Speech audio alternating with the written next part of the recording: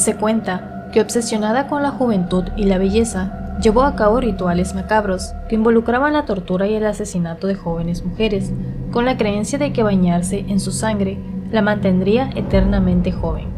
La historia de la condesa sangrienta, conocida como Elizabeth Bathory o Elizabeth Bathory, es un oscuro y fascinante relato que se sitúa en el siglo XVII en Transilvania. Elizabeth, perteneciente a una noble familia húngara, es famosa por su vida extravagante y su inquietante legado. Elizabeth Bathory nació el 7 de agosto de 1560 en el Reino de Hungría. Su familia era una de las más prominentes de Europa Central. Como resultado, fue prodigada con la mejor educación clásica. Durante sus años de formación, aprendió a hablar húngaro, eslovaco, griego, latín y alemán. Elizabeth era una niña con graves problemas de salud. Los historiadores han especulado que el hecho de que sus padres fueran primos hermanos pudo haber contribuido a su débil constitución. Era epiléptica y, como tal, era propensa a convulsiones violentas. Se ha registrado que la joven Elizabeth estuvo expuesta a todo tipo de atrocidades horribles durante sus años de formación. Se dice que fue testigo regular de las severas palizas a los sirvientes. A diferencia de la mayoría de las niñas, Elizabeth no se sintió ofendida por la violencia que vio. De hecho, parecía sentirse atraída por ella. A la edad de 10 años, se había convertido en una joven increíblemente hermosa. Fue entonces cuando se comprometió con un conde húngaro de 15 años llamado Ferenc Nadasdy. Como era costumbre, se mudó al palacio de los padres de su futuro esposo y recibió educación para administrar las fincas que estaban bajo el control de su suegra. Elizabeth tuvo en su adolescencia una aventura con un niño campesino y quedó embarazada. La leyenda dice que ella regaló al niño en secreto. Mientras tanto, se supone que Ferenc descubrió el asunto, castró al campesino y luego lo arrojó a una jauría salvaje. Puede que esta historia sea o no cierta. Se casó con Ferenc el 8 de mayo de 1574, cuando tenía 14 años. La boda fue un asunto extravagante. La fiesta contó con unos 4.500 invitados, se prolongó durante 3 días y Ferenc regaló a su esposa un castillo propio. Resultó ser el castillo de Kasthyse, uno de los castillos más oscuros y sombríos de toda Hungría. El castillo, situado en los pequeños Cárpatos en la actual Eslovaquia, estaba rodeado por un pueblo y tierras de cultivo. Este lugar llegaría a ser el escenario de muchos de sus crímenes más horribles. La joven pareja unió a 2 familias ultrapoderosas y se convirtieron en la pareja de poder de la época. Durante los primeros años, Elizabeth estuvo ocupada aprendiendo y supervisando las muchas propiedades que controlaba. Su marido estaba luchando contra los otomanos, demostrando ser un gran guerrero, ganándose el apodo de Caballero Negro de Hungría. Su absoluta brutalidad aterrorizó a sus enemigos y conmocionó a sus aliados. Los turcos invadieron Hungría en el año 1591, precipitando lo que se había conocido como la Guerra Larga, que duró del año 1593 al 1606. La guerra se prolongaría agotando severamente la economía húngara. Sin embargo, Elizabeth Bathory nunca sintió la crisis porque su esposo seguía colmándola con regalos del Imperio Otomano. De hecho, la pareja se hizo tan rica durante este tiempo que prestó dinero al Imperio de los Habsburgo para mantener el país a flote. Durante los años de guerra, Kasthyse estuvo amenazada por los turcos. Elizabeth tuvo que defender los estados de su marido y lo hizo con eficacia. A veces dio refugio a campesinos desesperados, alimentándolos y dándoles alojamiento. No hay duda de que su esposo introdujo a Elizabeth en todo tipo de atrocidades, pero había otra mala influencia. En el año 1601 se unió a la casa una extraña mujer llamada Anna Darbolia. Se rumoreaba que ella era una bruja. Lo que parece innegable es que la personalidad de Elizabeth experimentó un cambio dramático desde el momento en que Darbolia entró en la casa. Mientras que su esposo la enseñó a torturar, Anna le enseñó a matar. En medio de un sadismo sin restricciones, bajo la siniestra tutela de Anna Darbolia, Elizabeth fue responsable de la muerte de varios de sus sirvientes en esta época. Las desapariciones de las niñas nos sorprendieron, ya que los campesinos eran completamente desechables en ese momento. Cualquier pregunta que hicieran los miembros de la familia era rápidamente sofocada en virtud del enorme poder que tenían los Bathory Nadasdy. Elizabeth era en términos prácticos intocable. podía torturar y matar para el deleite de su corazón. Sin embargo, ni siquiera el poder de los Báthory-Narodzy pudo evitar los rumores. Los pastores locales empezaron a sospechar cada vez más a medida de que Elizabeth les pedía con más frecuencia que fueran al castillo para realizar los ritos funerarios de las sirvientas, que aparentemente habían muerto de cólera. La pareja asesina tuvo 5 hijos conocidos. El más joven nació en el año 1598. Alrededor del año 1601, el marido de Elizabeth, Ferenc, se enfermó. No se dio a conocer la naturaleza específica de su condición, pero le condujo a la parálisis de las piernas. Murió en el año 1604, poniendo fin a su matrimonio de 29 años. En el momento de la muerte de su esposo, Elizabeth tenía 44 años. La pérdida de su esposo provocó otro cambio notable en Elizabeth. Los sirvientes notaron que se volvió aún más sádica. El estrés de tener que tomar las riendas de un extenso imperio fue sin duda un factor influyente. Parece que transformó su inclinación por el sadismo de un pasatiempo a una preocupación de tiempo completo, específicamente en la tortura y el asesinato de mujeres jóvenes. Con casi 400 sirvientas a lo largo de sus vastos dominios, a Elizabeth no le faltaban víctimas. Por supuesto, matar a su personal fue un poco complicado, ya que significaba que tendría que reemplazarlos. Entonces ella comenzó a atraer cada vez más a las niñas de los pueblos que rodeaban sus castillos. Cuando se hartaba de torturar a estas desafortunadas, las arrojaba por encima de los muros del castillo para que los lobos las destrozaran.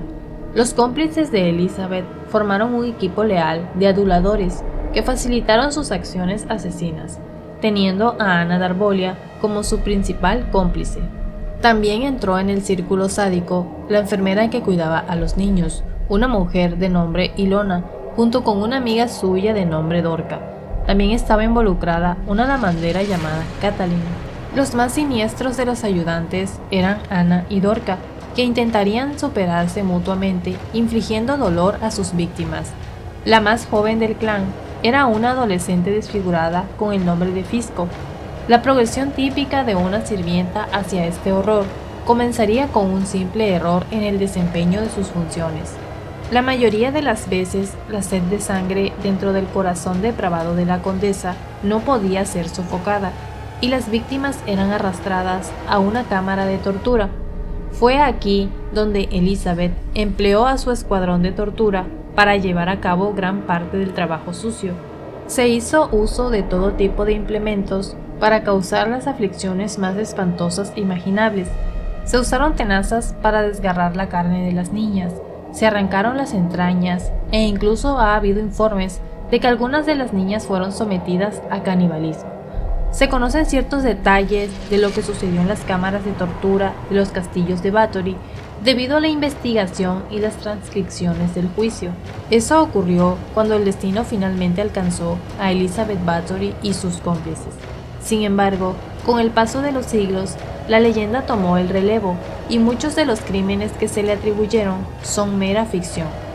Quizás la creencia más generalizada era que ella hizo drenar la sangre de las vírgenes y se bañaría en ella para preservar su belleza juvenil.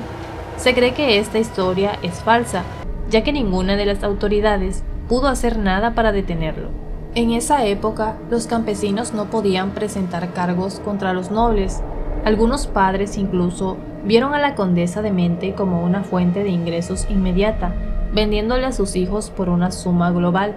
A primera vista, el comercio se hizo para proporcionar deberes de sirviente, pero si el niño iba a morir de cólera, no tenía mayor importancia. El apetito de sangre de Elizabeth era insaciable. Los cuerpos se acumulaban a tal velocidad que su grupo de ayudantes estaba quedando sin lugares para enterrarlos. Muchas de las niñas fueron colocadas en tumbas poco profundas en los patios del castillo, y algunas de ellas fueron desenterradas por perros hambrientos. A principios del año 1609, la confidente más cercana de Elizabeth, Ana Darbolia, murió de un derrame cerebral. Alrededor de ese mismo tiempo, sus deudas comenzaron a acumularse.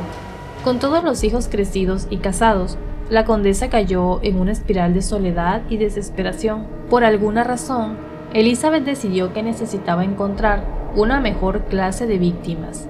Se desconoce el motivo, pero la creencia general es que su ama de llaves, Elsie Majorova, quien muchos creían que era una bruja, la convenció de que si tomaba la vida de las niñas nobles, su fortuna financiera cambiaría. O es posible que simplemente se estaba quedando sin campesinas víctimas. Cualquiera que sea la razón del cambio, llevó a Elizabeth a tomar la decisión de abrir una escuela de posgrado para mujeres jóvenes de la nobleza. Sería la tapadera perfecta para que ella continuara con sus formas tortuosas con una clase superior de víctima. Al mismo tiempo, las cuotas de asistencia que pagaron los padres de las niñas infundirían algunos fondos muy necesarios en las arcas de los Bathory. Ahora parecía que la insaciable necesidad de Elizabeth de matar a las niñas la había llevado a las profundidades de la locura. Ciertamente nubló su razonamiento. Era obvio que los padres aristocráticos de las adolescentes que desaparecieron repentinamente moverían cielo y tierra para llegar al fondo de lo que había sucedido. Pero nada de eso le importó a Elizabeth, porque todo lo que vio fue un suministro listo de cuerpos jóvenes y núbiles. Inevitablemente, el recuento de los cuerpos comenzó a acumularse y los padres la llamaron. Elizabeth inventó la más extraña de las excusas. Una de las chicas se había vuelto loca y había matado a las otras chicas antes de suicidarse. Nadie estaba convencido. Algunos padres apelaron al rey Matías II y él decidió emprender una investigación. La investigación real oficial se puso en manos del representante de más alto rango del rey, Georgi Thurzo. Este hombre resultó ser uno de los socios más cercanos del difunto esposo de Elizabeth. En su lecho de muerte, Ferenc incluso le había pedido a Thurzo que cuidara de su esposa. Sin embargo, la lealtad de Thurzo al rey era más fuerte que la de su viejo amigo. Aún así, trató a Elizabeth con un nivel de respeto que ella no habría recibido de otra manera. Thurzo comenzó a entrevistar a los testigos. Pronto, tuvo decenas de personas que dieron testimonio de las formas depravadas de la condesa. Los sirvientes que lograron salir vivos del castillo hablaron de ver paredes empapadas de sangre, escuchar gritos terribles y notar el creciente cementerio en el patio del castillo. Sin embargo, ninguna de las personas entrevistadas fue testigo real de la tortura. Thurzo se convenció de la culpabilidad de Elizabeth, aunque se sintió terrible por la promesa que le había hecho a su amigo moribundo de que cuidaría de su viuda. Se llegó a un acuerdo secreto por el cual Thurzo podría completar su investigación, pero Elizabeth nunca sería llevada a juicio. Iría directamente a prisión, sin la vergüenza para la familia que traería un juicio público. Es interesante notar que ninguno de los familiares de Bathory argumentó que ella era inocente. En diciembre del año 1610, Thurzo creía que tenía las pruebas suficientes para arrestar a Elizabeth, pero quería estar absolutamente seguro. Entonces, se invitó a sí mismo y al rey a cenar en el castillo de Bathory. Elizabeth estaba frenéticamente nerviosa, pero trató de actuar como una amable anfitriona. Las cosas iban bien hasta que le sirvió a los hombres un pastel de postre después de la cena. Al primer bocado, ambos hombres comenzaron a sentirse mal. Convencidos de que la condesa había intentado envenenarlos, se marcharon rápidamente. La víspera de Año Nuevo del año 1610, Thurzo regresó con un contingente de guardias armados. Se escondieron afuera de las puertas del castillo y esperaron. En poco tiempo, Elizabeth salió acompañada de Elsie Majorova. No está claro si Thurzo realmente atrapó a Elizabeth en el acto de tortura. Sin embargo, ahora estaba convencido de su culpabilidad. La condesa fue encontrada y detenida. Inmediatamente reclamó su inocencia, culpando de todo a sus sirvientes. Sin embargo, Thurzo no se conmovió y arrojó a Elizabeth a su propia mazmorra. Al final, 306 personas testificaron en contra de Elizabeth.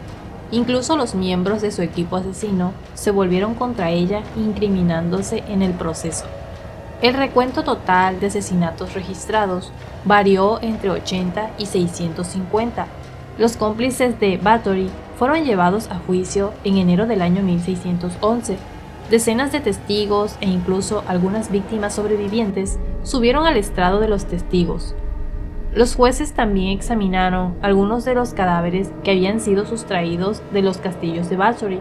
Se impusieron sentencias de muerte a Ilona, Dorca y Fisco.